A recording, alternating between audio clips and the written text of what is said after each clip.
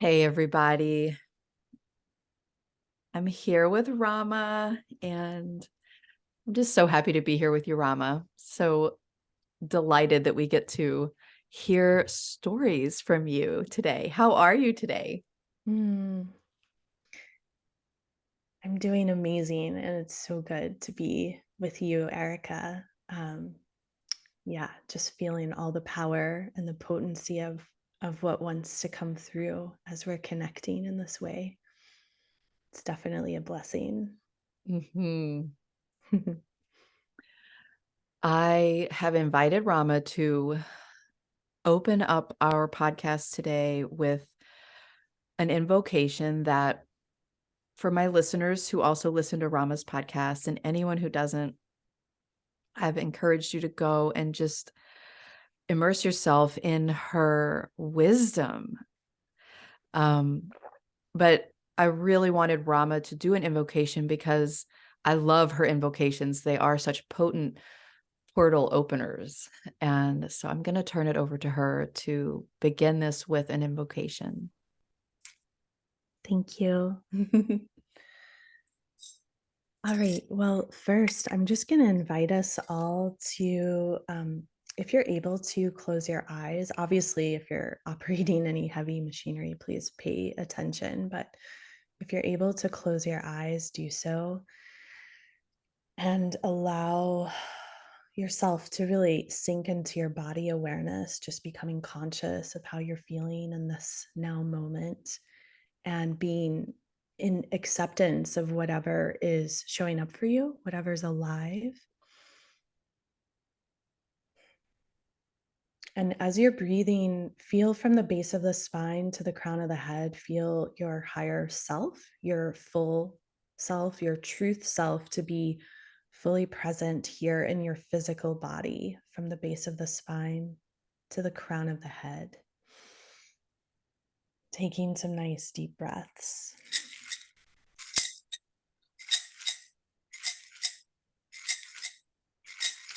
Ancestors, ancestors, ancestors, we call to you, we call to you, we call to you. Beautiful, wise ones who have come before us, who have led the way. Thank you. Thank you for your lives and your medicine. Thank you for opening the way on this day. Thank you for all who are gathered in this space, who have come to listen and to receive. And may what is transpired in this space, may it be of service to all. May it uplift one and all as we live on this beautiful, beautiful, holy planet Earth. And we're going through so much great transformation in these times. And ancestors, we call upon you to guide us in these times, for sometimes in our humanity, we forget the sacred remembrance. So we ask you to offer us that sacred remembrance, like this nectar from the other world. May it cascade over every single one of us as we gather in this beautiful portal space that Erica has crafted for us. And we give thanks for your lives, ancestors. We give thanks for all of the elements that feed us, the great mother elementals that feed us and nourish us and nurture us. And may each one of us on planet Earth in these times remember our abundance and our inherent prosperity. And may we root and anchor into that stream of prosperity, remembering that there is plenty for all as we gather at the table of the Divine Mother and the Divine Father and the Divine Child. We remember, we remember, we remember. Thank you, ancestors, and thank you to all of our guides and our guardians of the highest and holiest caliber. Ashe. Mm. Oh, thank you, Rama. Thank you. So I want to share just a couple of sweet things that come to mind with you. Um, I feel like so Rama and I met with Elder Maladoma in Asheville. at, we were in the same cohort of Indigenous African Spirit Technologies, IAST. And I remember often sitting next to Rama, and she possesses so much wisdom. Sometimes I just couldn't believe how much you hold inside of like your little human body. And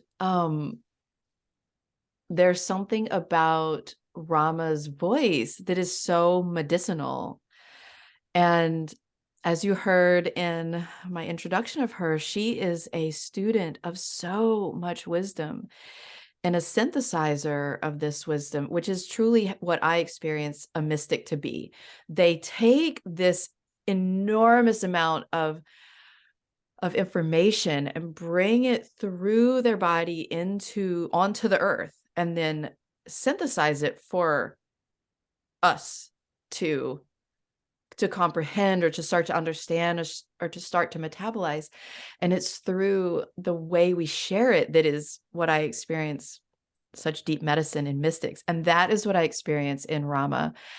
And her voice on her podcast has been incredible medicine for me. And so when I created this new segment, as Genevieve got busy and hasn't been able to be on the podcast, and other people have come onto the podcast, it was Rama's voice that inspired me to create a storytelling segment that people could take with them to bed. They could take with them like with a cozy cup of tea and like a candle, and to sit and be lulled. And Rama and I are both Earth Clan in the Dagra cosmology, and that is a part of our medicine, to like hold and feed and nourish and bring this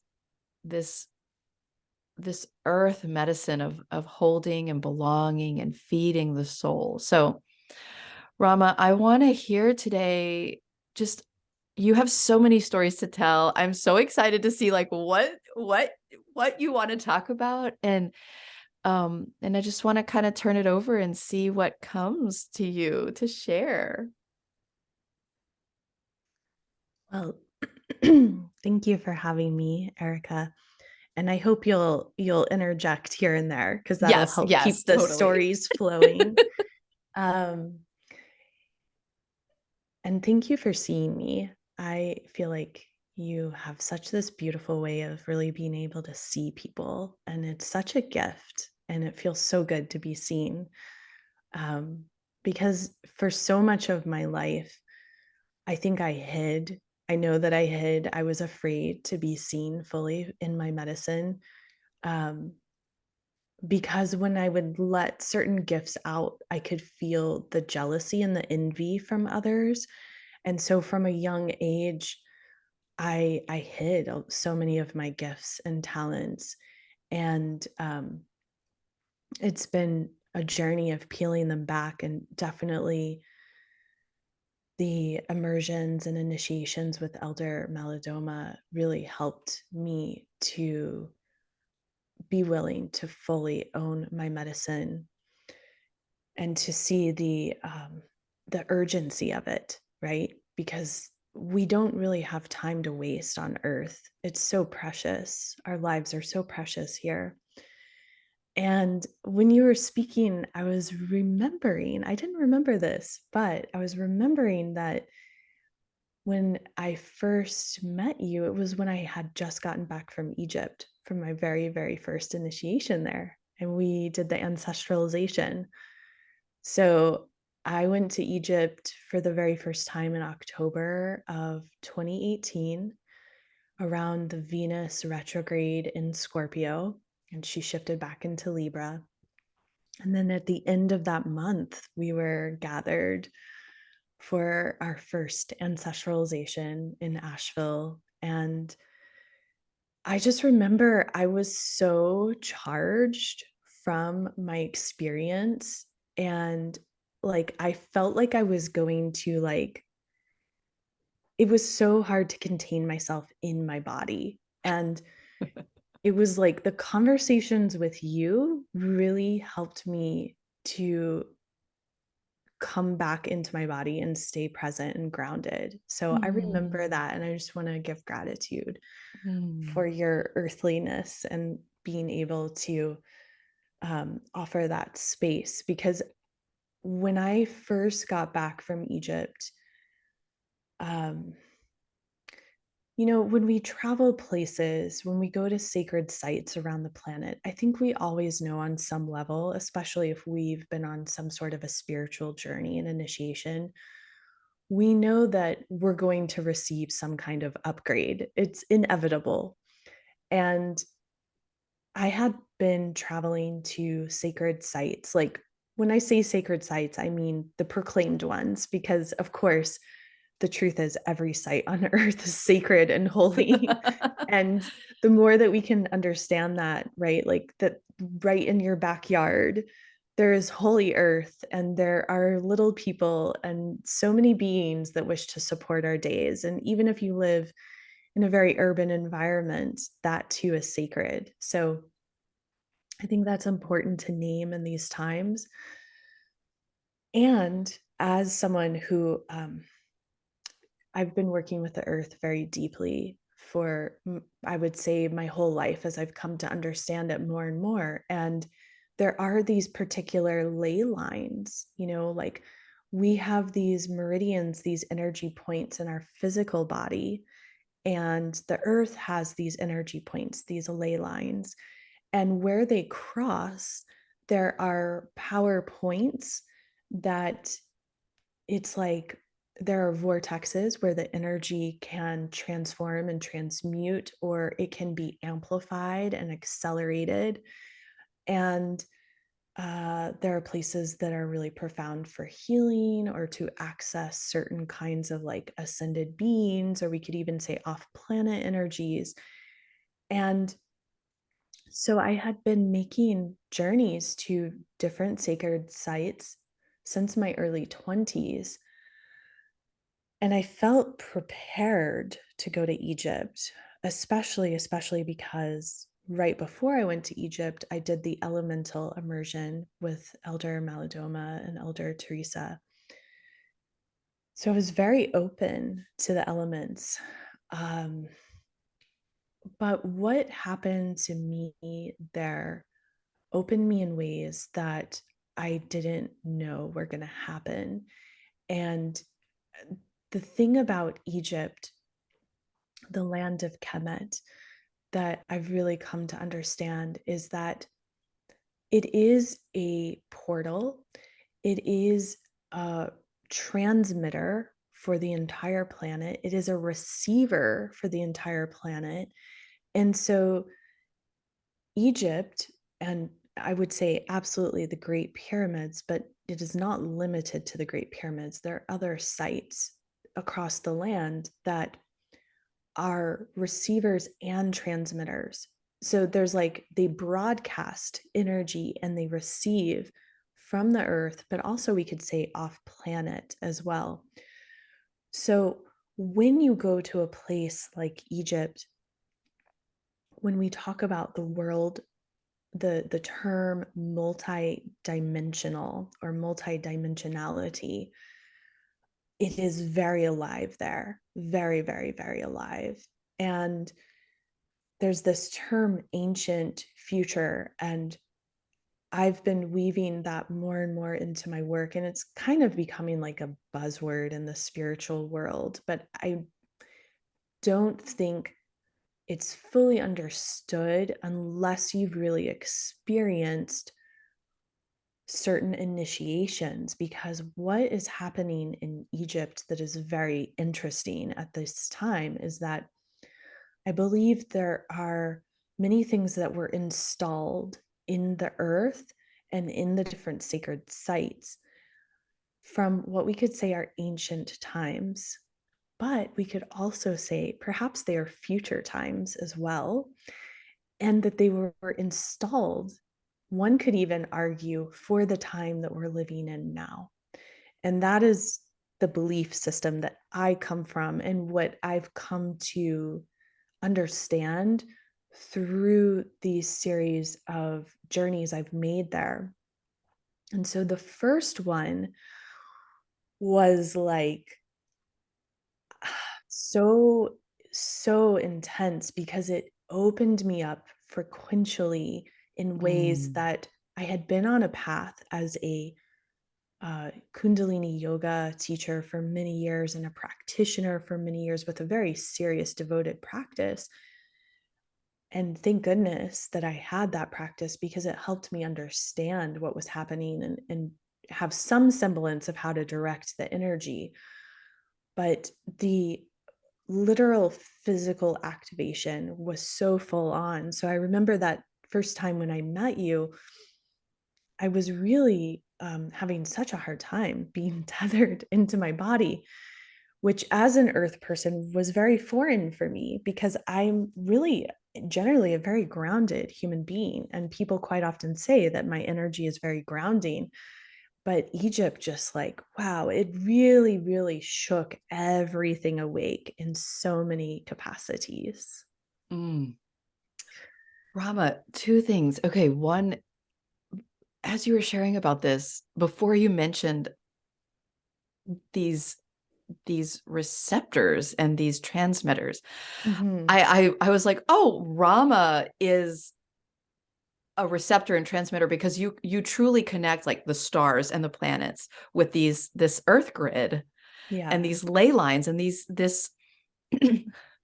this whole network of information. And I love what you mentioned about the ancient future recently. I think I mentioned this on the recording that comes out right before this one, which is that I just keep experiencing the indigenous African spirit technologies and specifically the Dagra, which Mm. my listeners know is who I was placed with in the Peace Corps and lived with before I Mhm. knew about Elder Maladoma, but I keep experiencing them as the past and the future Yeah. and this timelessness in this way of being with the earth and with nature. So, wow, I'm just lit up myself listening to this. Yeah. I Ah, feel like Elder Maladoma, I don't know how you would feel when you would sit one-on-one with him, but I always felt like it felt like home on so many levels. I felt fully seen and respected. And I felt like he was a fellow futuristic, like he was more from the future than of these times he was born into. And yes. for me, that was why I was like, this is my mentor. I've had the honor of connecting with many beautiful people and elders, but the way he could discern time and space was such a gift. And unfortunately, I have not been able to make it to Dagara land yet. So I can't speak of the Dagara people in the same way that you really know. But I would imagine that it's true. I feel that there is like this kind of ancient future um, spirit that I would say is alive in all indigenous cultures, Hmm. but especially African cultures. Uh, Hmm. Sometimes I wonder like, if they knew, like they knew that colonization and all of it was coming and all of this was coming, like the whole, like now we're in the realm of AI. Hmm. And I feel like they knew and that they were prepared and that they know how to get us back to Hmm. our indigenous human Mm. living, which is um, a beautiful prayer in these times, Mm. given the amount of time, if we think about how much we spend interacting with technology these days. Hmm. Absolutely. I have full body chills when you just said that. And I have been uttering a prayer, an affirmation every day. I have it written over here. The minerals in and out of my body are perfectly aligned for health, optimal health and thriving. Because I feel like our movement of minerals for the last, I don't know, 1 to 10,000 years has been such a big part of changing everything. And I think the movement, I don't know, I think it's sense from a mental health standpoint, right? I kind of live at the intersection of like ecology and nature and mental health, and I listen to all these herbalists and ecologists and these ritualists and then the mental health world, and the movement of minerals is a big deal. Yeah. You know, my children are really obsessed with Egypt. And we watch a lot about Egypt. We listen to a lot of mythology. I think of you every day and I'll pull up your Instagram and I'm like, this is my friend Rama. Look at her. And you're like in the arms of the Sphinx. And they're like, what? Like, you know this person? And we'll go to like Google Maps and like we'll get as close and we're like, look at how tall these stones are, you know. And there's just so many layers to this story about this place and this ancient future. And I would love for you to tell a story of transformation, one of your own stories of transformation that you have. You know, I know it doesn't have to be that you've experienced there, but maybe in the going and the being and the returning. I don't know. That's what's coming for me to ask you about. Yeah. Yeah, the land there is so profound. And I always encourage, like, when people are preparing to come on pilgrimage, I always encourage them to read less and prepare less and go in with an open mind and not try to like figure it all out, because there's like 18 dynasties and you know, I mean, there's discrepancies around like when the pyramids were built and who built them. And the typical Egyptologist stance is like, it's roughly, you know, around like 3000 BCE, give or take. But then you can talk to people. My dear friend who's Egyptian and trained in Egyptology, but is also very spiritually aligned. He's also Muslim, but you know, he's got his whole belief and definitely thinks the pyramids are like 40,000 years old and very ancient. So I think that when we interact with Egypt, there's so much that is still within the realm of mystery. And like so many of the narratives we've been told with gratitude, I say that tongue in cheek, to colonization, we always have to think about whose agenda is coming forth, right? And I do think that there are different agendas still being played out in regards to Egyptian history and how it's presented. And for me, when I think about transformation and the land, it is something that you experience in the millisecond when you're in Egypt. The thing is you never know. What I've come to understand, I've made 7 pilgrimages there thus far. I will be going on my 8th in June of 2023. And each of these journeys has been, you know, about 3 weeks in length. So it's been a decent amount of time. And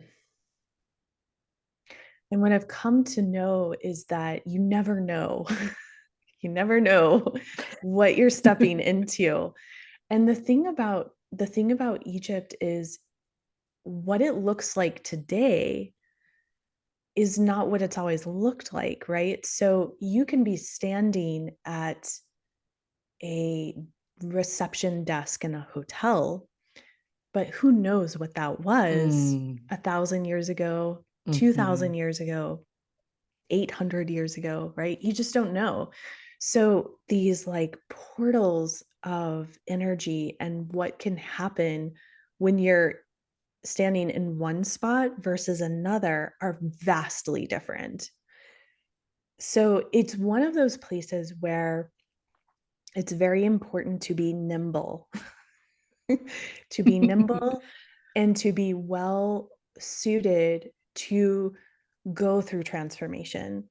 So when we look at Egyptian culture and we go back through history, Egypt, it was seen as two lands. There was Upper Egypt and Lower Egypt. So Lower Egypt is actually northern Egypt, and Upper Egypt is southern Egypt, which is more of the land of like Kush. It flows from Kush, and from Sudan, Ethiopia, the river, the Nile flows from the south to the north. And so Upper Egypt is classified by the vulture goddess, the Nekbet, and Lower Egypt is classified by the Wajet, the snake goddess. And it is the unification of the two, the snake, the Wajet, and the Nekbet, that creates this like unification and the potency and the prayer of the great transformation one can experience in Egypt. I just have to maneuver my tech really quick.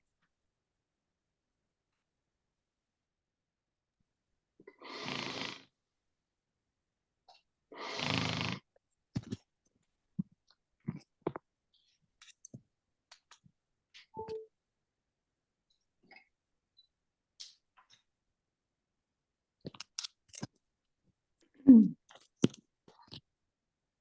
you hear me? Yes, you sound great. Okay, great. Good. Okay. Of course, that came in then. It feels like an important pause while we're talking about transformation. So basically,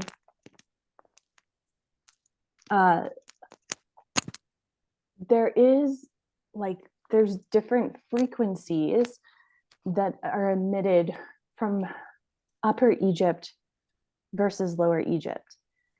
And so, when you open up the conversation around transformation, I can't even really go into it without thinking about the vulture goddess and the snake goddess, because these are beautiful archetypes that we can actually find all throughout time and space.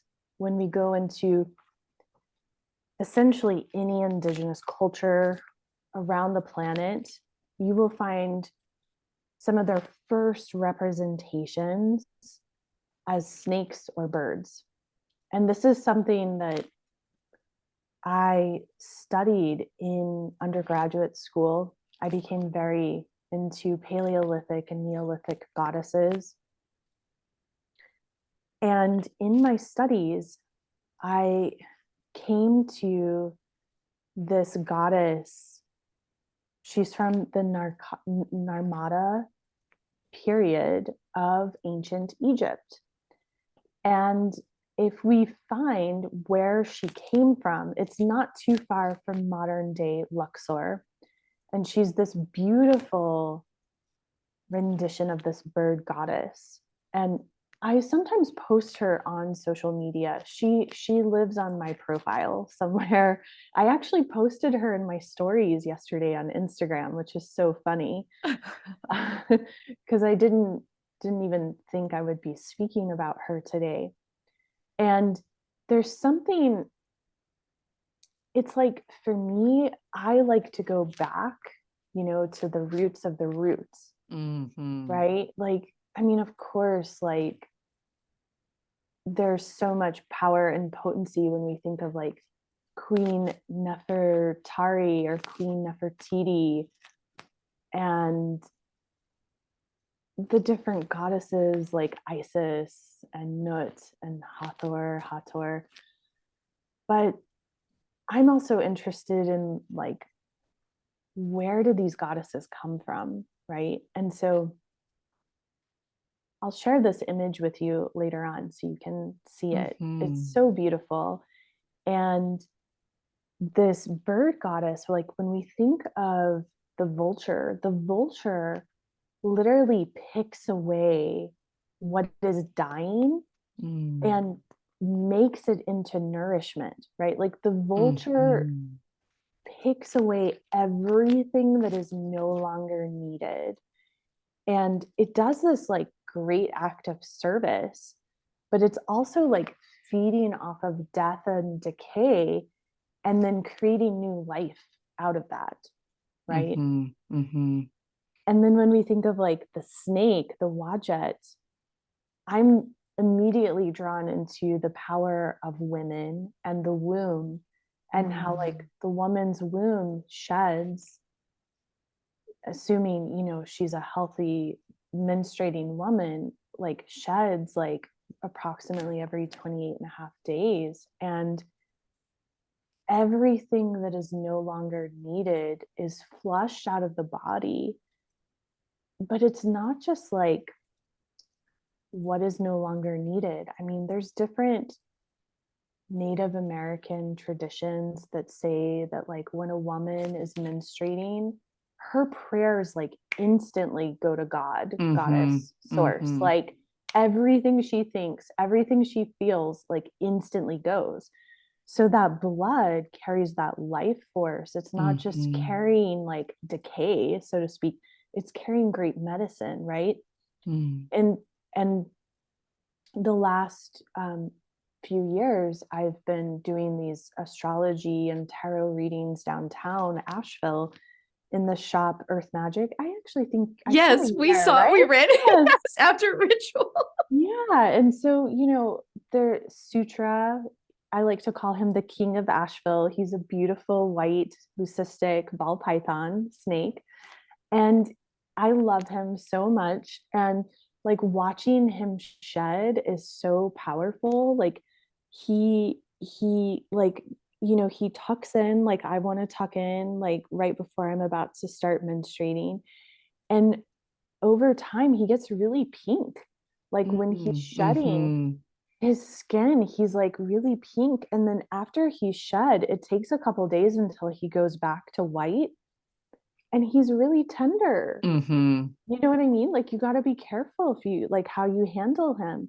And that's how we are as women. Like we're really tender right after we've menstruated and we're Mm-hmm. fresh and like we're very vulnerable, you Mm-hmm. know?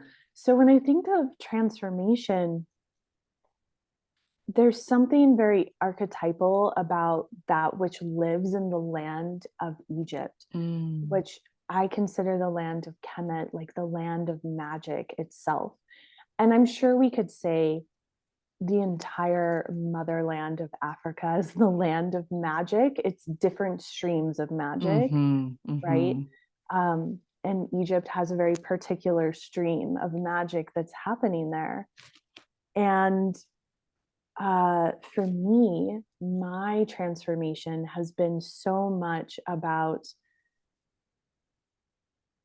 coming home to self. And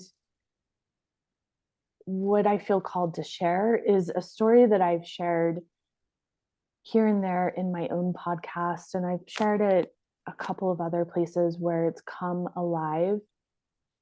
And that is when I was in the Great Pyramid the very first time, which was unique for me because the other times I've been in the Great Pyramid, I've been anchoring the field for all of the people who have been on pilgrimage with me. Mm-hmm. Whereas the first time I was not anchoring in that way. So I was able to go very deep. And something happened in that journey. And I also, although I am of the earth clan, I work very strong with the mineral clan. In fact, as I'm sitting here, I'm holding like my stones that have been with me through so much. And stone medicine is a huge part of my work and has been for many, many, many, many, many years. And I'm very connected to the stones. And so whenever I travel, I have stones I bring with me, sometimes more than others, but I have quite a lot. And I had my stones that I brought with to Egypt. And so everywhere we were, like as soon as I would get into my hotel room, I always make like an altar for my stones to begin to like really connect with the ley lines of where we are. Like that's why I'm making it. That's my intention and my prayer.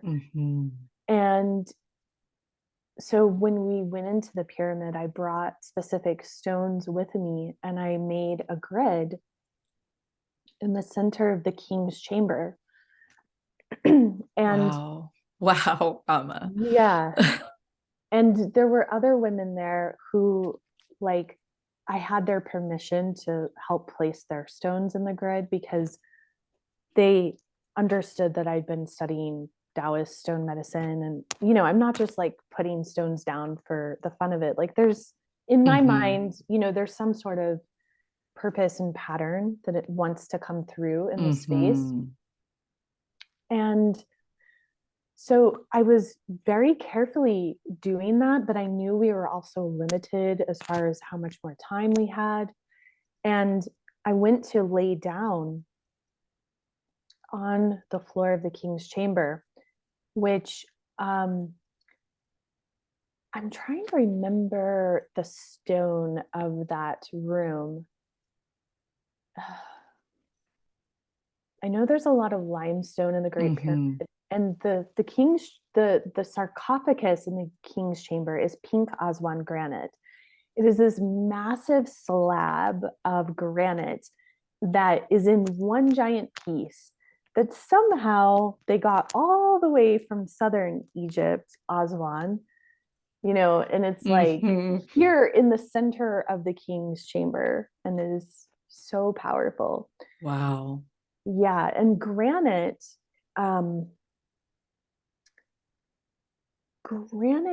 is also, I would say, kind of like a transmitter. It allows energy to move. It's like an accelerator. That's one way I would explain it. And when I laid down, my head came last. And I am not kidding you, Erica. The moment my head touched the floor of the king's chamber, I went out. I have like meditated a lot in my life. I've journeyed a lot. I've done various kinds of shamanic journeys with different teachers and mentors on my own. And I'm speaking of the kind of shamanic journey we do like without any kind of plant medicine, like with the sound of a drum or like in meditation. And I just want to be specific about that because I think a lot of people in today's world think that you have to have plant medicine to reach altered states of consciousness. And I'm actually of the belief I'm here to represent a different story in the sense that I think plant medicine is powerful and beautiful and has its place, and I deeply, deeply respect it. And I also think that what these plants are hoping to teach us is that we have the power and the capacity to reach these elevated states on our own. Yes. And that it's important as sovereign beings that we start to learn how to access that free of these different guides and guardians. And it doesn't mean we can't utilize them when needed. But I live in a community where people are just utilize these plant spirits, almost, I would say, at times abuse them. And so I just always like to be the voice to remind people we can journey without those medicines, and it's possible for us. And so thank you for that, Rama. Thank you. Yeah. I share that strong feeling too. I mean, I just have gone so deep in meditation and in journeying. I just so share that sentiment. Wow. Thank you for Yeah. sharing that.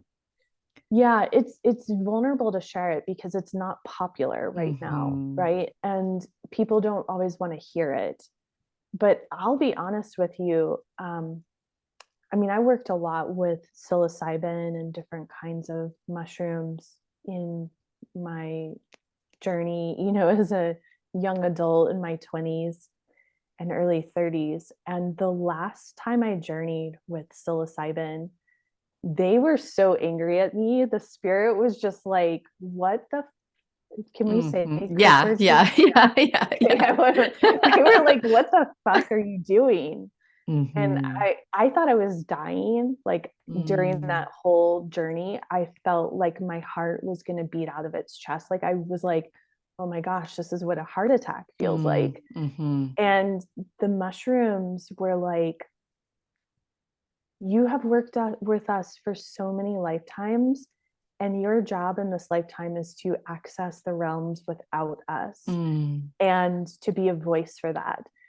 And like when I say that I thought that I was dying, like I literally thought I was dying. I'm not Mm-hmm. just, it's Mm-hmm. not like I was just having a bad trip or Right. something. I thought I was dying. And so what got me through that whole experience is I just started chanting mantra, and I was chanting Sat Nam, which I don't think it was the mantra I was chanting that mattered as much, that I found a sound current that I locked into Mm-hmm. that held me in a state of peace and surrender. And I was able to like calm my physical body down, and then I made a agreement like with my higher self, and I was like, okay, like I'm going to be extremely, extremely careful about anything I bring into my body Mm-hmm. moving forward. And that was when I stopped drinking alcohol and working with so many different substances. So Mm. I think it's important we share these stories because we do live in a time where there's kind of this split of realities happening. There's like the artificial intelligence world and humans that seem pretty happy to merge with technology in that way. Mm-hmm. And then there's like the spiritual kind of naturalist realm. But so many people within the spiritualist naturalist realm, what I'm noticing, they seem to think they have to have certain substances in their Mm-hmm. body Mm-hmm. to access those realms. And it's honestly not too far off from the AI realm, because it's all about Mm-hmm. not feeling that you're good enough to access it on your own, right? It's like you're trying to merge with something instead of like accessing through the etheric realms. Rama, you are painting a picture of this experience that I see every day where, okay, like at these edges, there are these experiences that are they seem very opposite, but they are curving in on each other and touching. They are the same thing. Like whether you're Mm. merging with AI or you're merging with a plant spirit, you're seeking the same thing. And you think you're a world apart from this Yeah. opposite, but actually it's sort of it's the same thing that it's touching. Is like this really, I do not have words for it, but ultimately we think we're going so far in the other direction and we find ourselves right there in the same Mm-hmm. place as this opposite thing, whether it's like opposite spiritual beliefs, opposite Mm-hmm. political beliefs, opposite Mm-hmm. nature merging, Totally. whatever beliefs. And I just feel like I'm sitting here noticing this movement in an opposite direction, and then boom, you're actually in the same not the same exact, but this similar experience, and how interesting that is to observe. Mhm. I want to share just a quick story of something that Yeah. happened when you and I were in, I think it was like the fourth IST. It was the one where we connected with minerals so much. Mhm. And you do, like, you carry such intense mineral medicine.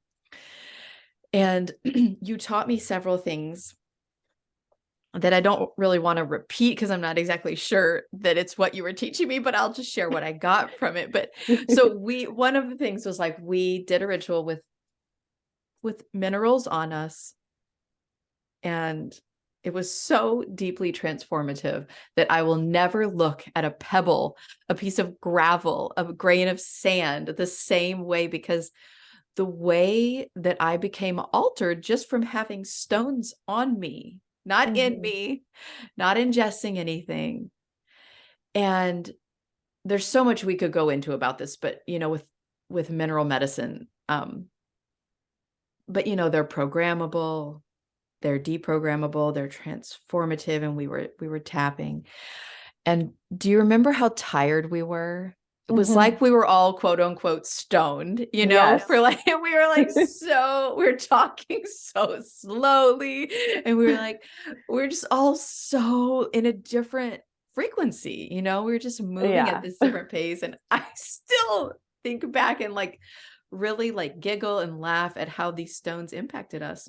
And you mentioned this history of like, well, okay, I want to get back to your story about like what happened when your head Oh, laid it's down okay. on the I stones. haven't forgotten. Yeah. Keep going. But you were like, you know, before there was acupuncture, there was like placing stones at points on the body. And Mm. you just shared so many things about, like, it was just teeny tidbits, but they opened they sparked this curiosity in me. You mentioned like certain stones are used for cloaking and like invisibility, and I've never forgotten that. Like, I started to give that stone away. Now I can't even think of the name of it. The one for cloaking and invisibility? Yes. It's calcite. Calcite, yes. I used to like just like Yes. have little like calcite pieces around, and I'd be like, "Oh, this person might need some," right? Like, Yeah. there was like a phase of like a lot of minerals flowing through my office, that kind of like changed with COVID, but as that my office changed, but that, and then how people at one point were like trying to inject metals and trying to fly, and like all of these Mhm. things that you just shared, these stories that really sparked this like deep curiosity and reverence and respect for even the tiniest pebble. Yes. So, okay, let's go back to your Yeah. head is the last thing to lay down. I love these meanderings. Yeah, me too. I mean, this is the art of good storytelling, is being able to meander like the snake, you know? Yes. Um, yeah, I will say that uh, the minerals are really coming alive, I think, for the earth, for the people of the earth in a whole new way. And I've been thinking about that a lot with the increase of technology, because we know we can't really operate technology without minerals, like they're Mhm. in the Mhm. technology. But I've also just been thinking about how profound it is to just know how to relate to your stones. You know, it Mhm. just really helps to recalibrate the nervous system Mhm. on so many levels. And I have like a whole journey with Shiva lingams that has opened up for me since I've moved into my new home this past Mm. October. That's been really profound. Mm. So, anyways, my head touched the floor of the king's chamber, and I had like laid down a scarf beforehand. So, I was laying on my scarf, and literally the moment my head touched, like, I just immediately, like, I went out and I was in the stars. And it was so profound. I mean, I was literally like moving through the galaxies, and I was being shown this journey of, we could say it was my personal like star seed, but it was like I was being shown to be shown what we all go through. So even though on some level it was like me, it was also given to me as like a universal vision, so to speak. And I was journeying through the stars and felt so at one with the entire cosmos. It felt so peaceful and nourishing and alive. I felt exhilarated. Like everything felt, I mean, I guess the best word would be bliss, right? When we think of bliss, this ability to feel connected and elevated and intelligent and supported, like all at once. And as I was journeying through the stars, then I could feel myself coming closer and closer to Earth.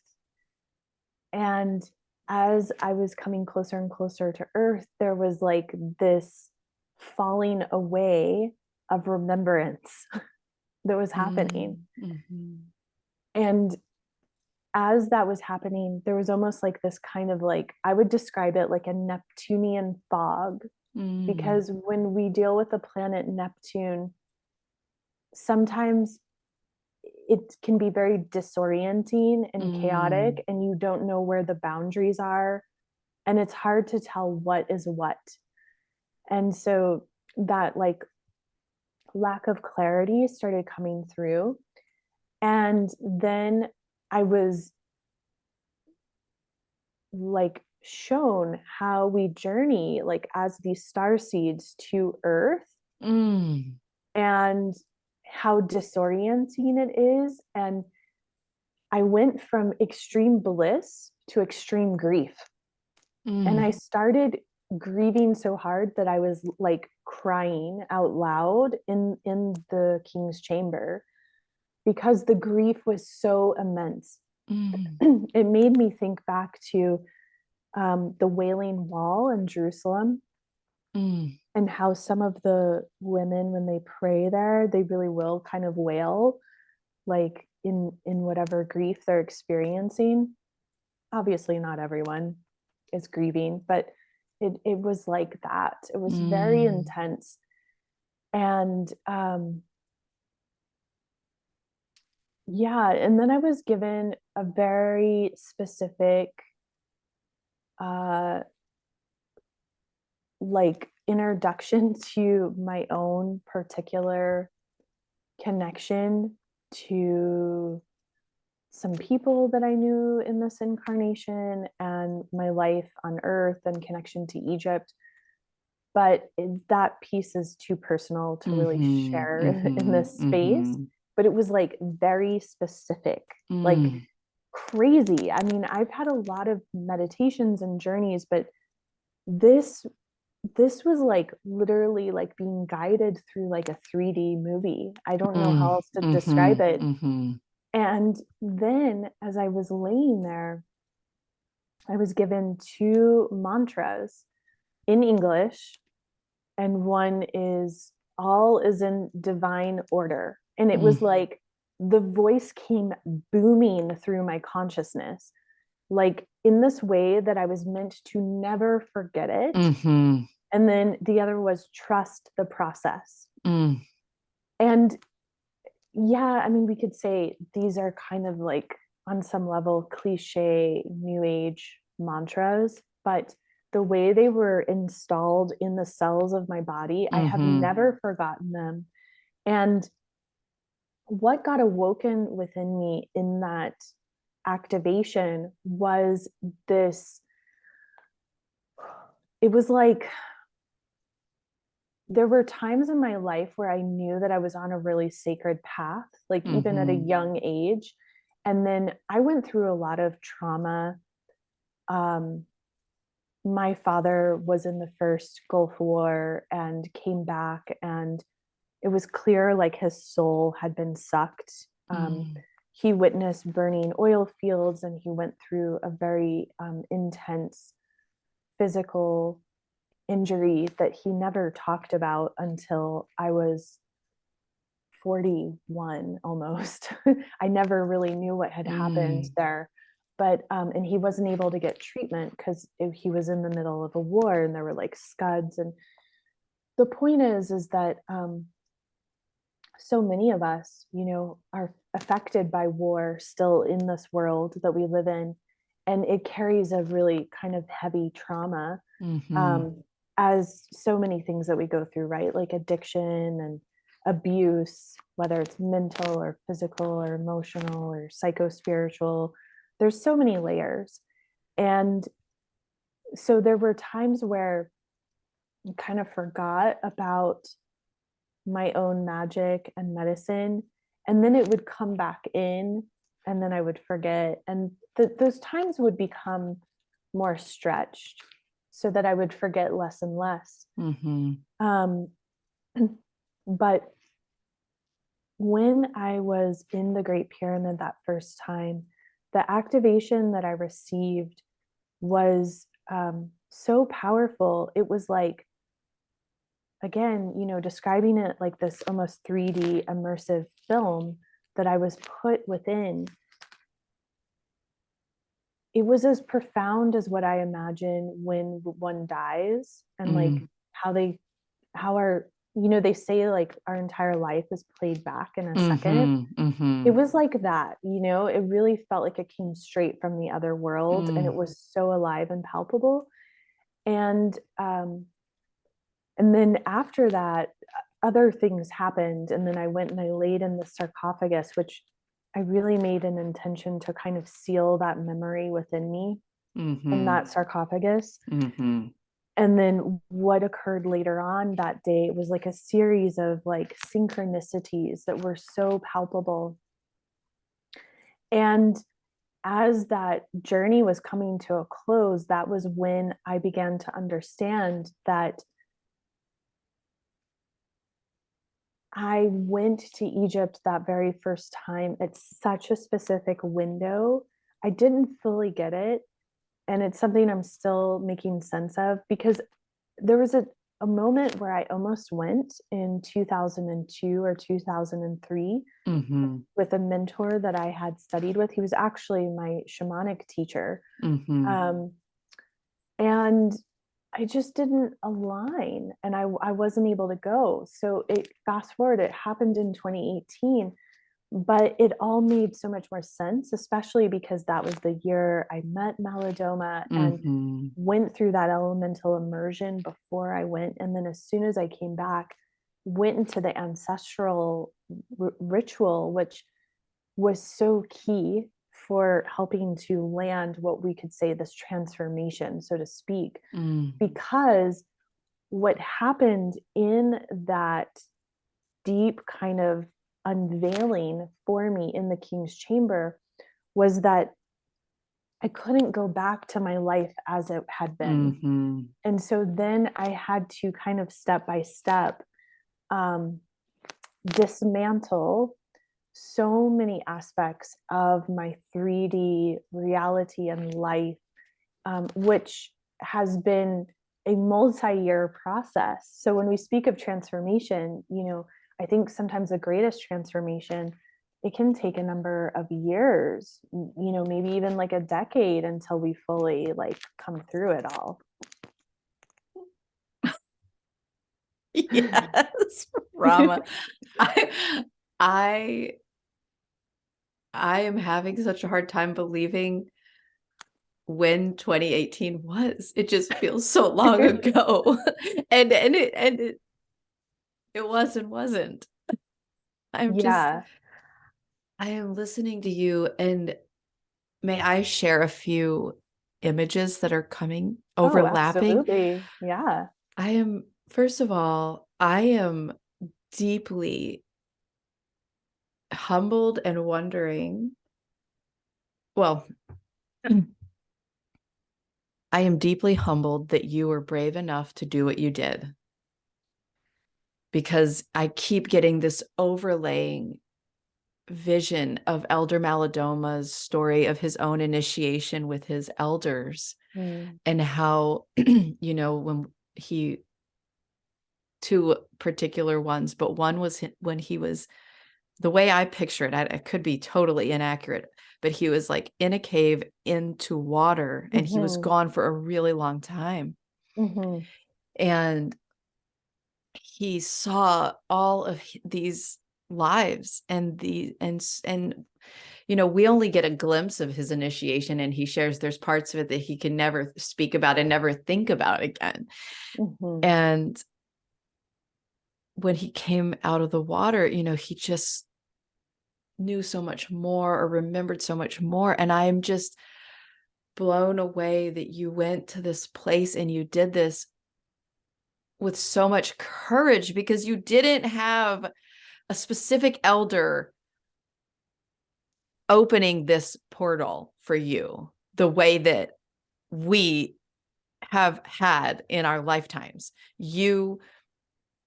We don't have that. You fucking had the courage and you went and did it. And I know that you've had many elders, and I know that you've had many teachers, but like, I got these glimpses of like a little Rama with like dark hair, like knowing things, and then like knowing all these things and going through all these difficult things, and all that it took for you to show up in 2018, including that elemental immersion that I'm guessing just had to happen in that order. And then that mantra that you synthesized and integrated into every cell of your being. And I think it is that way with, like, sometimes I'll come out of a dream, and in the dream I'm just like being blown open by like this like experience that's so wise. I'm like, oh my God. And then you wake up and you like write it out and you're like, it just doesn't feel it's like your body knows, every part of you knows, like, this was the most incredible wisdom to come through you, and you held on to it. And then you're like, try to put it into English words, and you're like, I know when I'm sharing it, it doesn't sound, but like, I feel you on every level, Rama, with those mantras. Will you say them again? Trust the process. All is in divine order. And that order piece was that really piece. significant. Like, especially when you're in the land of Egypt and you're in the middle of the king's chamber, like, there is nothing more orderly on planet Earth, in my humble opinion, than the Great Pyramid and the king's chamber. Because if you actually understand what that is, it is a massive healing device. And as the transmitter and the receiver for planet Earth, what one goes through in the Great Pyramid has the potential significance to not only impact all of planet Earth, because it can be broadcast through the planet, but it can also go up to the cosmos and kind of give a beam of consciousness that can be reverberated throughout the cosmos, right? And like, for the Egyptians, the ancient Egyptians, there is, from the Emerald Tablet, as above, so below. But a forgotten part that comes after that is, as below, so above. We're in direct communion, direct conversation with the cosmos. And there's something very stellar about Egypt. Like, when we think of Isis, she is goddess of 10,000 names, goddess of magic, goddess of everything, essentially. And for the Egyptians, she is known not only as Isis or Iset or Auset, she is known as Sabtet. And Sabtet is the star Sirius. So there's so many stellar connections. Osiris connects to Orion, right? So these are stellar connections that are what we find, I think, through so many of the African technologies as well, which I would say is the original technology, the real technology, the true technology, right? Connecting with the worlds of nature, versus thinking you have to use these kind of computerized machines, right? And I'm just so grateful for Malidoma. I mean, Mm-hmm. so grateful, Mm-hmm. because if he had not been in my life when I started going to Egypt, I would have never gone back, and I would have Mm-hmm. never kept going. And I Mm. certainly wouldn't be going still. But the only reason why I will continue this work is because of what I experienced sitting with him in divination, and the ways he could affirm my connection to that land, Mm-hmm. and say, like, this is so important for your path that you do this work. um because honestly, when I went the first time, I thought I was just going for my own kind of initiation Mm-hmm. on a personal level. I never thought I would be bringing groups there. Mm. And if I did bring a group, I thought, oh, I might do it when I'm like 60 or Mm-hmm. something, Mm-hmm. um, it just felt kind of too next level. Mm-hmm. I mean, I'd been leading pilgrimages to Glastonbury, Avalon, but I had been going there since I was in my early 20s. Mm-hmm. And I'd been studying it since a teenager. Like, it just felt, and I have ancestral roots in Mm-hmm. Somerset. So I felt really in integrity doing that. And yet the way Egypt opened up for me was like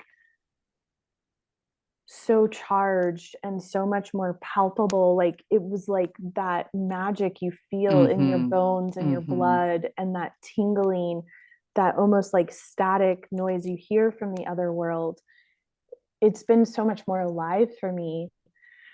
And so I just am so grateful for Elder Malidoma and his support and his encouragement. Mm-hmm. And a year ago, I was in Egypt, and I was there when Malidoma transitioned, Mm-hmm. and I didn't know he was transitioning, and I was really sick, like the sickest. I would say the sickest I've ever been in my adult life. Mm-hmm. I was so sick I couldn't get out of bed one day, and it was actually the the exact time he was transitioning, which I didn't figure out until Mm-hmm. much later, Mm-hmm. like months later, that it was that time. And it was like so intense. And I felt so much grief. Mm-hmm. Um, but I'm really grateful that I got to experience that and feel all that at that Mm-hmm. moment, and be in Africa, be in Egypt, be in a land that I felt really connected to Malidoma with. And it's like I can never separate my Mm-hmm. connection to Egypt from my connection to Mm-hmm. Malidoma. Mm-hmm. They're so intertwined. They're one and the Mm-hmm. same. And um, yeah, so I feel like this process of transformation is still working through me. And like, one of the great teachings of the Egyptian wisdom is Mm-hmm. really to teach us how to die, Mm. and that we are limitless. Mm-hmm. So in the Egyptian cosmology, every human being has a Ka body, Mm. and the Ka body is your energy double. And the Egyptians, although this wouldn't be technically politically correct for the world we live in today, the Egyptians believe very much that your Ka body is your opposite gender. And Mm. I think this is actually kind of a missing link for many people who Mm. question their gender, Mm-hmm. because I wonder if we studied them on a psycho-emotional level, Mm-hmm. maybe they're more channeling their Ka than their physicality. Mm-hmm. You know what I Mm. mean? But like, so my Mm. Ka, because I am a woman and I identify as a female, my Ka is masculine, a Mm-hmm. man, and would be about the size of my physical body, maybe a little bit bigger, Mm-hmm. but would essentially carry the traits I would carry if I was a man. So my Ka might dress kind of similar to me. Mm-hmm. You know, my ka Mm-hmm. would be adept at similar things, and your ka is always with you.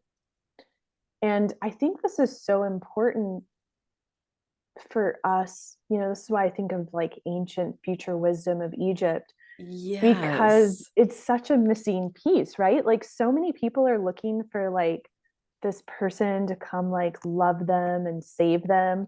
But I think most of the time they just want to connect with their ka. Rama, this is Yeah. okay. This is like, Yeah, I know. I like when people ask me what I do, you know what I mean? I'm like, I don't even know how to put it into words anymore because there's so many layers to what like wants to come through and what I want to like open people's consciousness to, because the ka, like people would stop like pining away for their person. There's never going to be a person like your ka. Rama. Did you do Bai? Did you go I through Bai? didn't. I really Okay, wanted to do I Bae. I just wanna share something with you Yeah. as a gift of what I'm experiencing with you. Like I just want to reflect something to you and just there is something about your medicine that okay. When I experience your medicine, one of the things that is so like magical and beautiful and playful, and it makes me be like, what? You do this thing.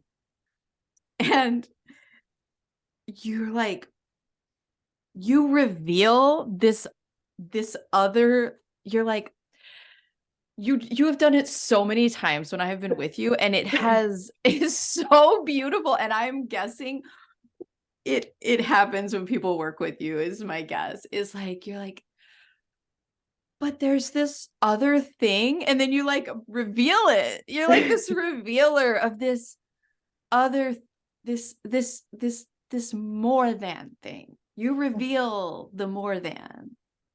It's like more than we know, more than we're seeing in the moment, more than we're understanding in that moment. You reveal the more than. It's so incredible. And you have done it so many times for me. And even just during this conversation and this storytelling, you're like, but it also means, what did you say? Like below, like as above, so below. You're Oh, like, as below, so above, and you yeah. just, you continually bring this. And actually in this conversation today, you reminded me of that experience that I had with you so many times in Asheville. And I wish I had better words for it, but for the listener, it's like I feel like they're experiencing it in this conversation. It's this experience of like, oh, what? Like the like what you just shared. I'm like, my whole body is like, oh, like what?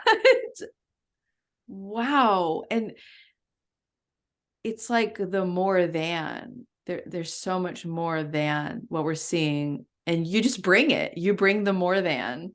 You bring the more than. So in Bai,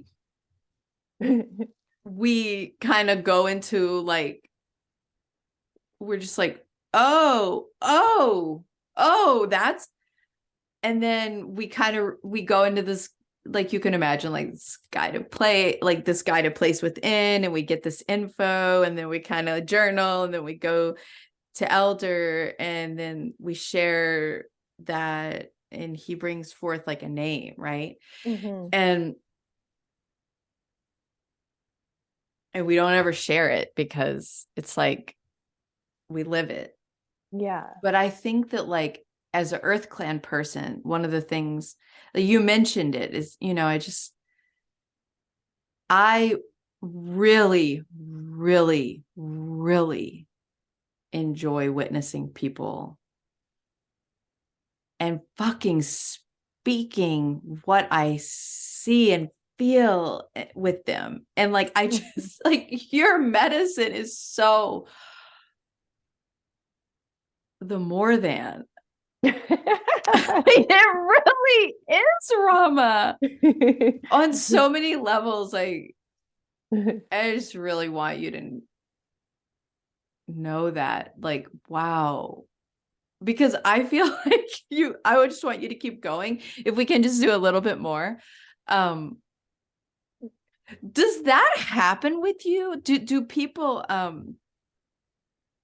like, do you know that about yourself? The You're like, more than? the more than.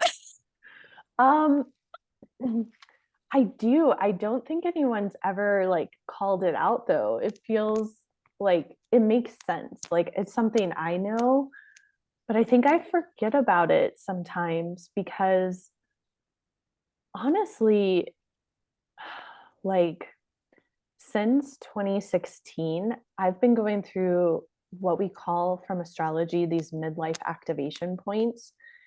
And my generation, I think you and I were about the same generation, but there's like this small segment of people who will go through their Pluto square Pluto before they go through the Uranus opposition. And a lot of people go through Uranus opposition first. And I think it prepares you better because the Uranian energy like blows you open. And then you go through this Pluto square Pluto where after you've had this big rise of the Kundalini force, and for women, it really goes from the heart to the throat. For a lot of men, it goes from the solar plexus up to the heart for the first time. And then we go through this like Pluto square Pluto, which is all about power and transformation. And then Neptune square Neptune, which is about spirituality and illusion and delusion and deceit and finding clarity. And then you come out of that around the age of 45 and you're so purified and you're really, I think, ready to embody your medicine. And then around the age of 52, you go through the Chiron return, which really anchors you. It's like, I think the Chiron return is like a badge that is like, okay, you're a full-fledged adult who can deliver some potency in this lifetime. That's just how I see it, how I've come to see it as an astrologer who has been on a, more than an astrology path my whole life. Like the astrology is just a portion of what I do. Whereas, I mean, and I don't say that to be disrespectful, but there's a lot of astrologers out there that haven't had deep spiritual practices. And so their astrology can come across really heady and it's not connected to the heart and it doesn't deliver to people in a way where it can actually help them take action in their life, So for me, I went through my Pluto square Pluto first, starting in 2016. And honestly, on so many levels, like on a kind of psycho-emotional level, I've been bashed around quite a lot, in the last 6 years. It's been fucking brutal. And so on some levels, I've become more fierce in my medicine. And I think on some levels, I've become more timid because I've become not afraid of offending people, but like some people have really misunderstood me. And that's something that I think just runs through my female lineage too. So it's been like an ancestral healing piece as well. But I think it's made it so sometimes I kind of like, I still I dim myself a little bit. And I'm learning how to work through that on my own because yeah, it's been a journey. So I appreciate you like bringing that out because sometimes I think the more than almost like is too much for so many people. I'm over here like, I'm like, well, fuck that. I really am. Because I'm just like, fuck that. No, because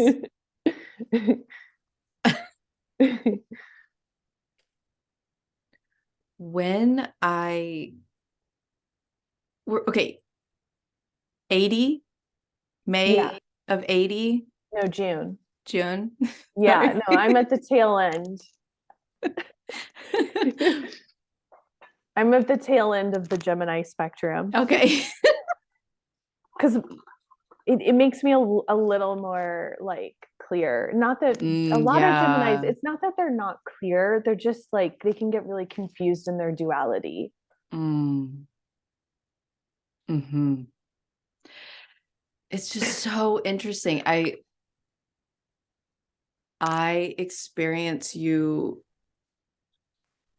Okay, so you mentioned when we first met, and I remember sitting with you in Asheville at that in that time period. But then, you know, when we were finishing our IST, you were leaving for Egypt, Yeah, I was. like a really in a really different. That was my first time bringing a group there. So it felt really big. I mean, I I will never forget we were sitting in circle and you had to go, right? You had to Yeah, I go had to because you were go. leaving. I was catching my plane. Literally. And I am so deeply astonished that you that was your first time bringing people when we were together that time, because oh, so much has happened for you Yeah. and in the world. And um I just want to express for whoever's listening. I just want to share this.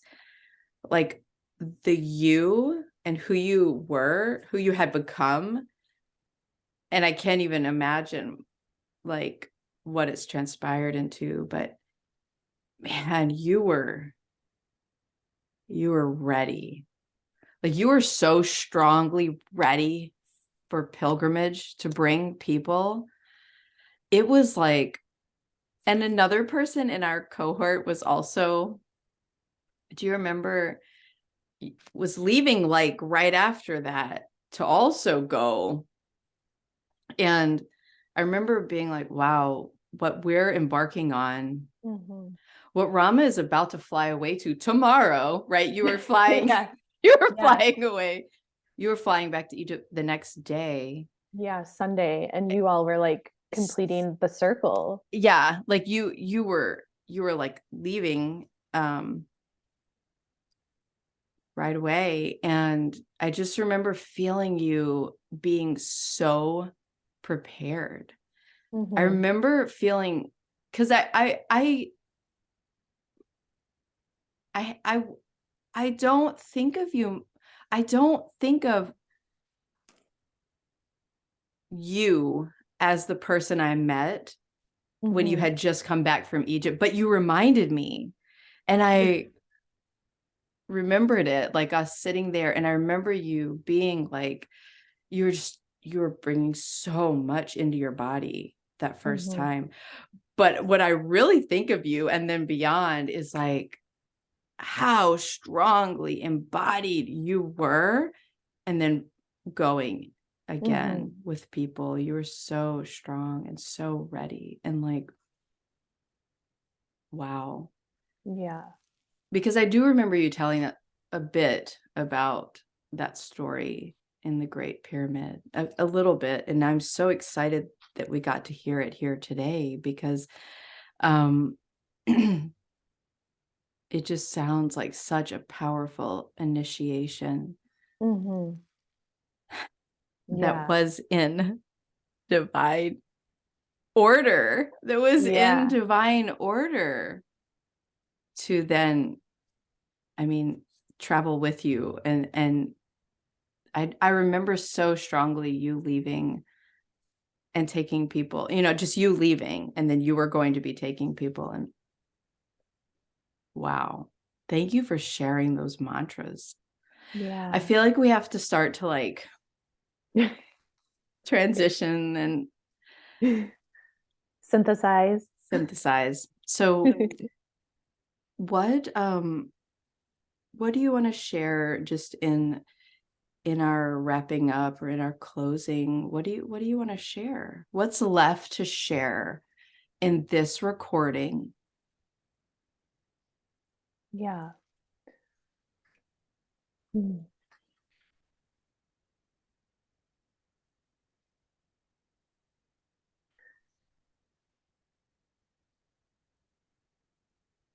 What I'm feeling called to share is actually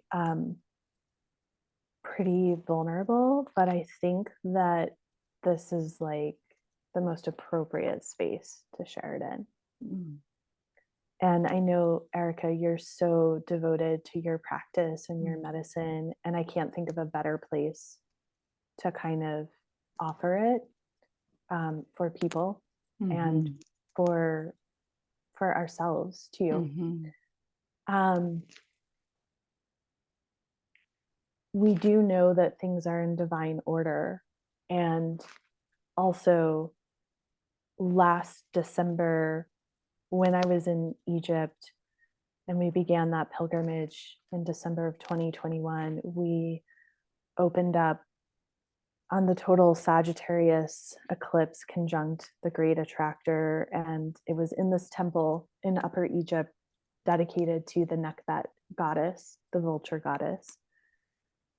And it was about 4 days later when I was really, really sick and Malidoma was transitioning. And I found out the day that he transitioned, which as we're recording this, it's just been a year and a few days. It's just been a year. I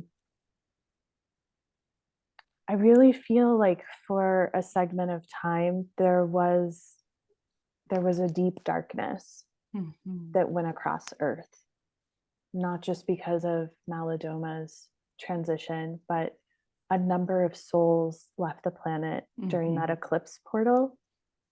And I feel almost like on a higher level, there was some, I do think, and this might be a little out there, but I think you're open to that. I do feel like on some level, there's some kind of like galactic battle happening that we don't really understand on Earth fully what's happening. And it felt like there were some really strong forces of adversity that were coming after us. And probably for the first time in my life, I considered giving up. And I am really strong, and I consider myself a warrior. Like I came in kind of like a warrior. And when I was in Egypt, it was really hard. Thank goddess that I got to go to Siwa, and I arrived in Siwa just a few hours after I found out he had left the earth, because there are so many beautiful bodies of healing water there that the water really helped to restore and rejuvenate me.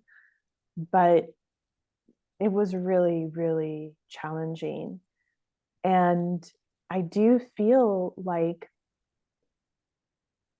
sometimes I think, especially as parents, we want to do our best. We want to show up for our kids. We want to be inspiring.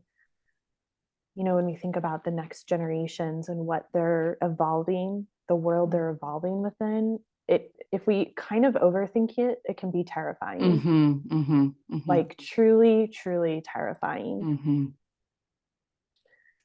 And this past year, and when I say this past year, I would say the year since Elder Malidoma transitioned, there have been some beautiful moments, but it's been really hard.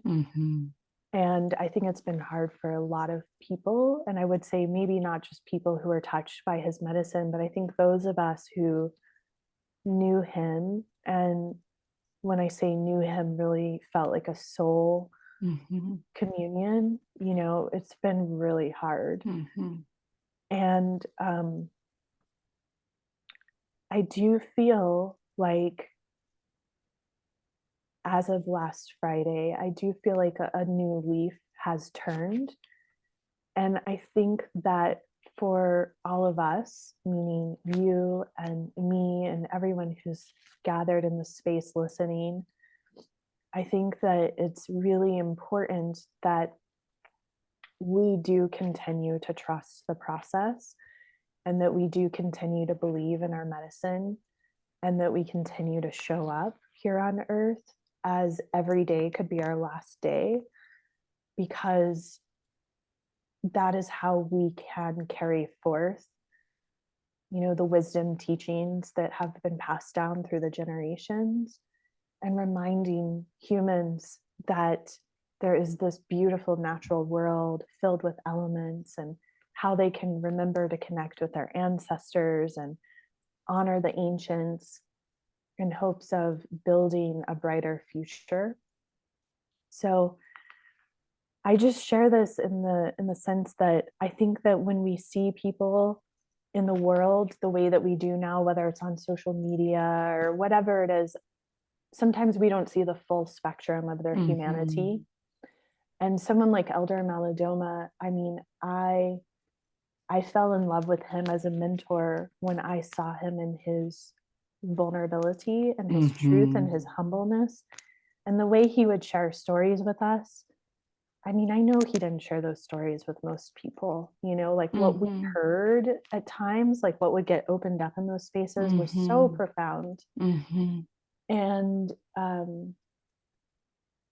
yeah, just to remember that, like, we are, as humans, we are meant to go through adversity. Like, no one said this is going to be easy. You know what I mean? And I'll never forget, like, some of the greatest teachings I've received from Malidoma are like, when things get challenged, like, keep going. Yes. Don't give up. Yes. Like, keep going, So I just think for us in these times, I know we will all have our turn at like wanting to give up at some point in space, and just remembering that pain and that illusion of suffering and that vulnerability is part of this human journey, and that if we can push through it and remember and continue to connect with people who reflect back our medicine and feel inspired, that we can have the ability to really like transform our collective into a new dream, a dream that's going to be more fulfilling for us as humans.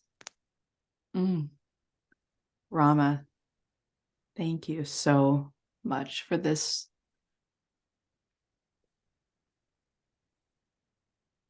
entire conversation.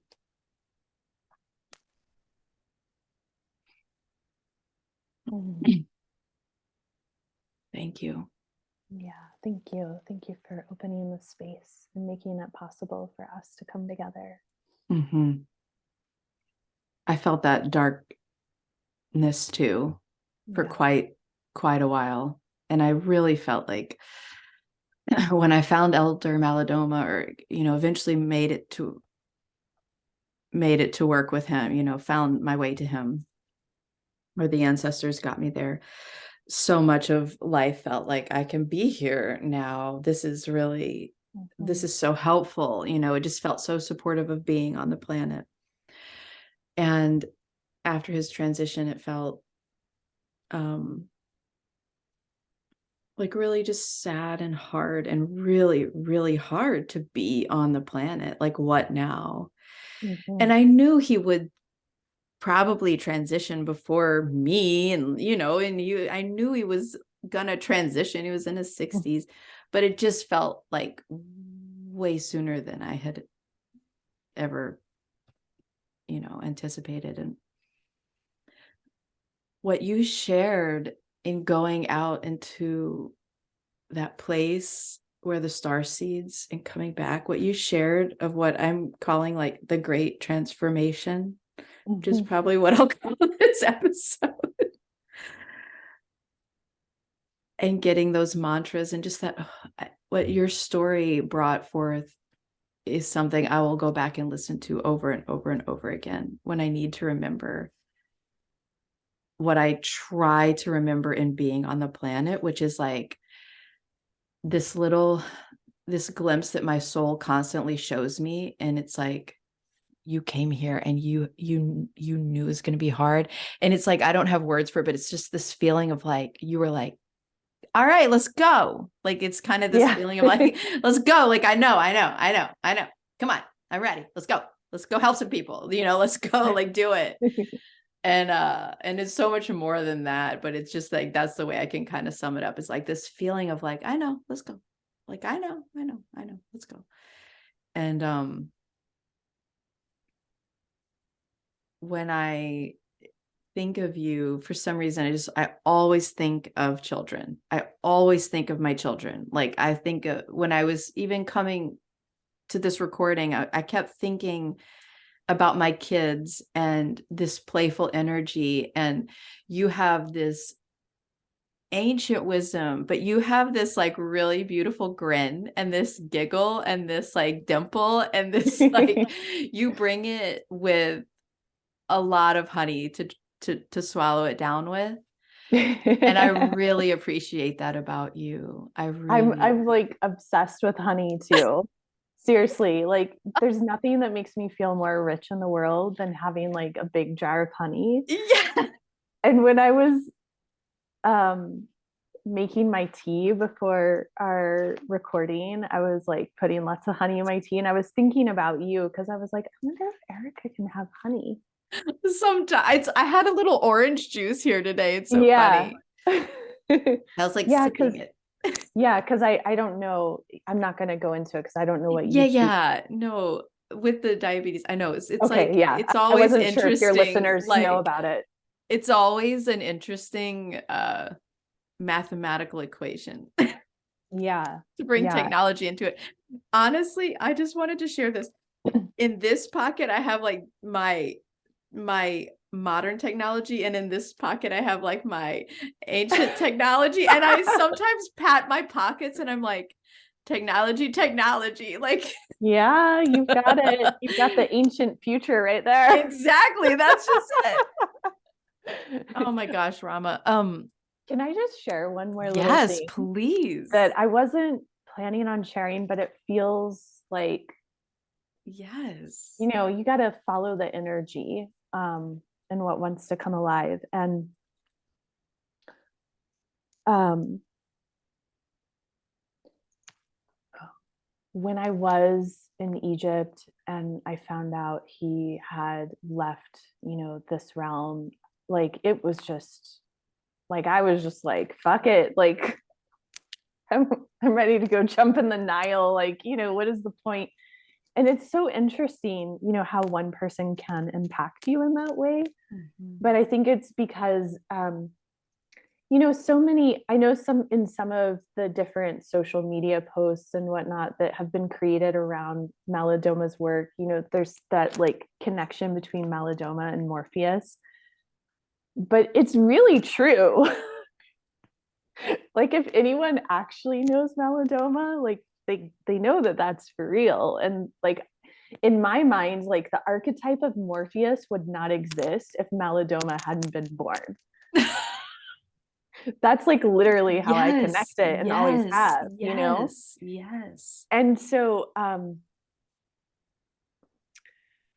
yeah, because I knew that the timing, it didn't feel appropriate, you know what I mean? And that was part of like the deep grief and the concern and the fear and so much that was going on then, and still is in many regards, to this kind of like post-COVID world. And the just how much surveillance we're under. We don't really talk about this, but like we are under so much surveillance. And what does that mean to the human psyche? And who's surveilling us? And what does it mean when you don't know who's surveilling you?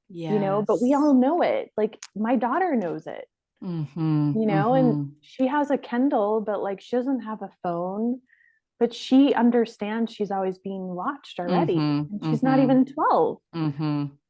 Um, so I think about that a lot. And when I was at the Great Pyramid, in 2021, so last year, before the Great Pyramid, we were at the Sphinx, and we were in private ceremony, and it was on the Gemini full moon at 27 degrees Gemini, which is known as the silver gate of man. And the Sagittarius sun was at 27 degrees Sagittarius, which is known as the golden gate of God. And the Sphinx is like, it's so beautiful. And when you go there during the day and all the tourists and everyone's doing the looky-loo and like taking the photos, and it's just not the same space. But if one is blessed enough to be there as the sun is rising or as the moon is out and there's not people, it is magic. And it's so magical because you're out in nature and you're at a monument simultaneously. And Neteru, which is the plural name of the gods and goddesses in Egypt, Neteru means nature, nature spirits. Mm-hmm. So the ancient Egyptians really were just honoring the various aspects of nature, right? It's like what we see in all indigenous cultures. And for a very brief moment when we were in meditation at the Sphinx, Malidoma came to me in this like little candomblé form. And it was like he just kind of like popped in really fast. And he was like, I'm here and I'm available to you anytime, anywhere, any place, just like that. And then he kind of popped out. And it was just like so beautiful because I started to feel that glimmer of hope and possibility. And although it took time for that to really move through, because there were so many more layers of grief to process, not just around his passing, but around where we were collectively and things I was experiencing personally, there was so much magic that came through there. And I think that that's what we're all awakening to, is just how that magic is available for us. And here we are, we're finishing this year of fire, the year of the ancestors, and we're about to transition into the year of nature and our connection to magic. Yes.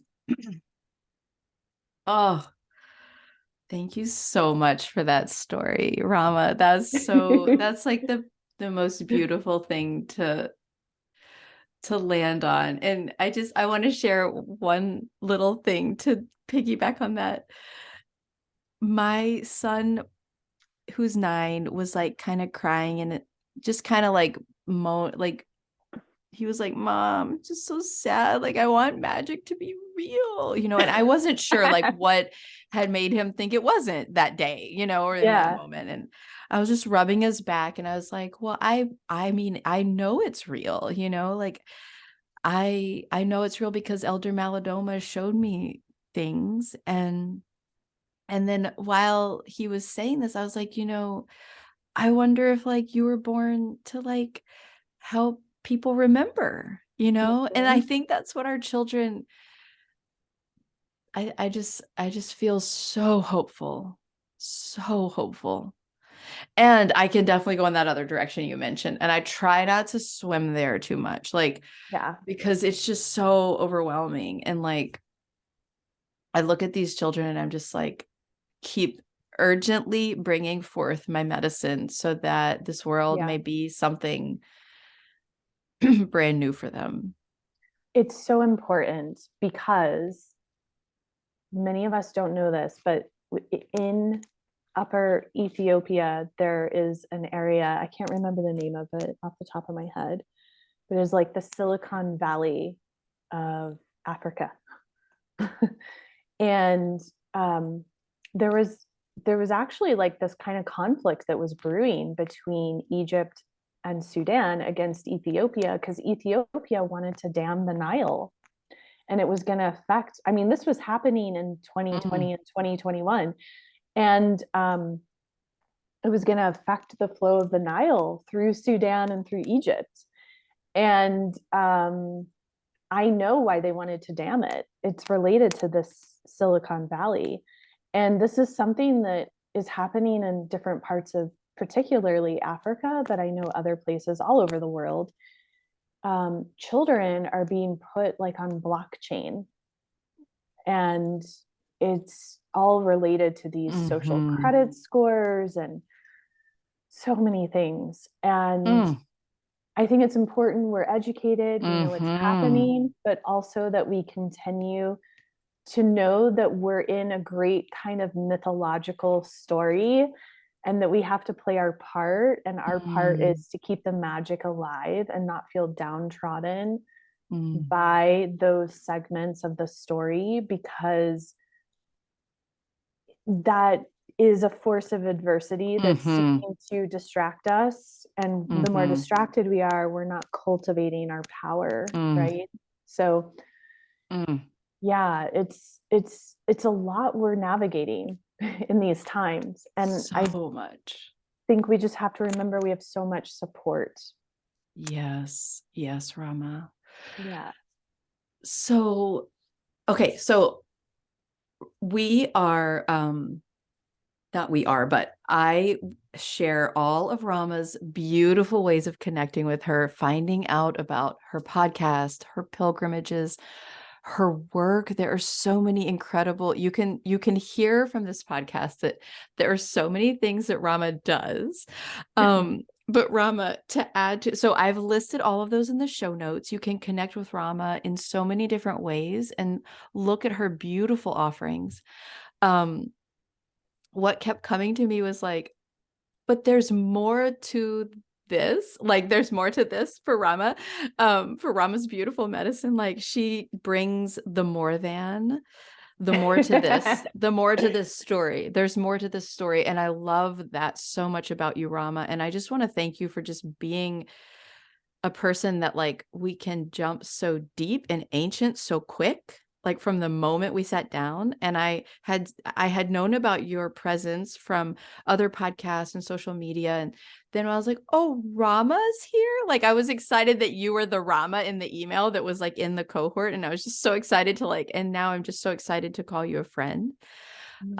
So there's so many ways to connect with Rama, but Rama, do you want to just give any closing words before we wrap up? I think what I would offer as closing words is just remembering to give gratitude for what is working in our lives, because when we continue to be grateful, it strengthens the flow of abundance. And to find that spirit of play and creativity, knowing that through every obstacle, there is a solution, leaning into that ability to trust the process and that all is in divine order. Thank you, Rama. Until next time, everyone. Bye.